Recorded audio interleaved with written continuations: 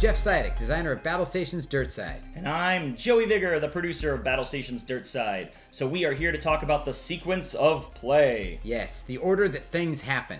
So in order to get to this part, you have probably already done the setup and you've got your characters ready, you've got your planet ready, you've got your mission figured out, what you're going to do. Now we go into phases and rounds. There's 6 phases. We use the big die to count the phases. There's 6 phases in each round. And when the round is done, we do some end-around stuff.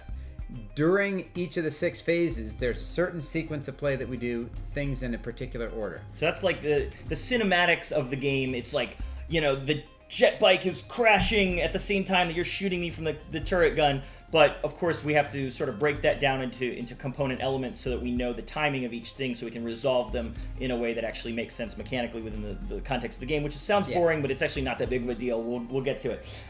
First of all is power generation. Yes, on the start of the first phase, if you have at least one functioning engine and there's a starship, then all the starships get their power levels risen up to a minimum of 1. Right, that's starships on the ground or in flight. Right. Then after power generation, ship movement. So that's pretty much ships landing. So ships that are in flight that were coming in to land from the end of the previous phase go ahead and land. Right. If during character actions you took the action to land the ship doesn't just slam down all at once. It starts to go in for its landing pattern, and now is when it would be landing. Right. And then missile movement. So like if missiles were shooting from the previous phase and they still have to go, or if the missiles are coming in from the sky, for example, those are resolved. Right. When you launch a missile, it goes up, but it doesn't come down until right now. Right. And then parachutes land. Right. This would be when the slow parachute lands happen. So that's when you push something out the door, when somebody spends their whole action on it, on jumping out, instead of taking the risky high altitude, low opening drop. So this would be when those parachutists would land. Right. So if your ship is circling the terrain, for example, you could jump out and take the nice, healthy, slow drift down. But of course, it's, you have to roll dice for where you land exactly. And anybody who had been in the air, basically drifting down from the previous phase, lands now. Yes. And if they're doing a halo jump, that would happen during the player actions. During the character actions. When it happens. Boom. Right. Okay, so then after you've resolved that, then we move on to E, which is hero actions. So all the player characters take their regular move action and their regular standard action in the order that they like. And all the players can decide which player to take their move and action in which order they want. Right. For instance, if you did want to land the ship, but you didn't have any helm power right now, then you might say, oh, hey, can you go pump the engines to get me some power so I can land? Right. So, but you have to resolve your entire action for each character. Yeah, your move and your standard action together, obviously. Right. And then also you cooperatively control, if you have fewer than 4 players, for example, you might have an ally or a non-sentient bot. You would sort of together decide what they do.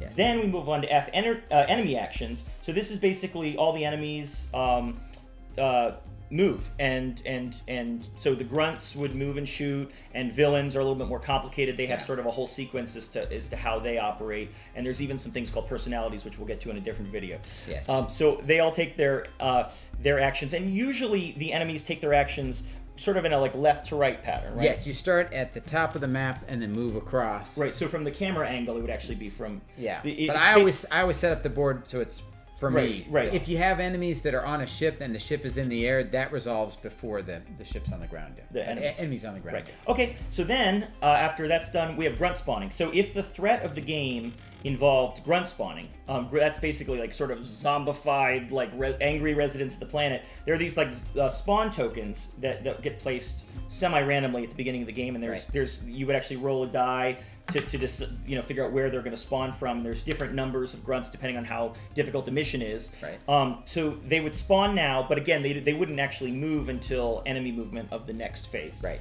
And then basically we do end of phase effects now, such as natural disasters, life support, poisons, planet-specific upkeep, etc. Right. Anything that says at the end of phase do this. And fire also resolves now. Is that fire. Correct? Yeah, fire. Okay. Then J, reduce the ook, which is the out of control level, for all ships that are on the ground. All ships in the air by 2, and then you convert all of the ook of ships on the ground to hull damage.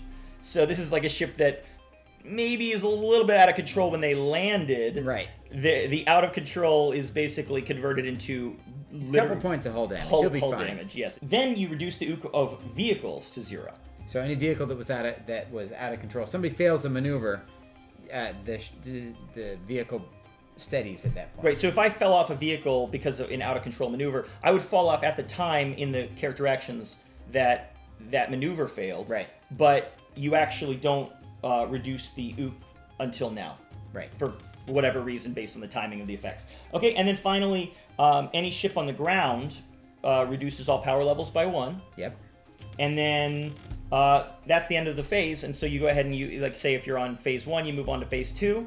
Now, when you're on phase 6, you resolve phase 6.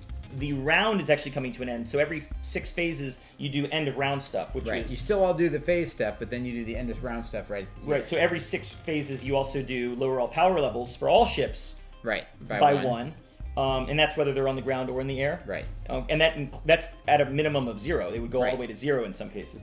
Remove all used markers from ship modules. Yeah, and any installations. Yeah. So if there's a cannon installation that's on the map and it's gotten really hot because you're shooting a lot of cannons, it actually sort of simmers down at the end of the... Cannon installations don't get used markers. Oh, okay, sorry, but the research station would. Oh, okay.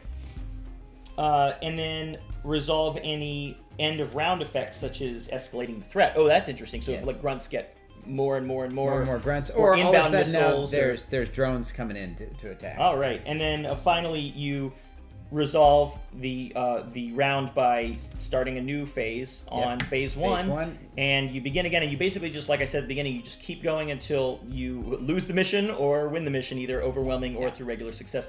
Then comes the fun part between missions where you get to add up all your prestige and take all your between mission decisions, like upgrading your character, getting new abilities. And all of that stuff isn't listed in the sequence of play in a particular order because you can take it in whatever order you want. So when you rank up, your luck will go up, and you can spend that luck on requisitions.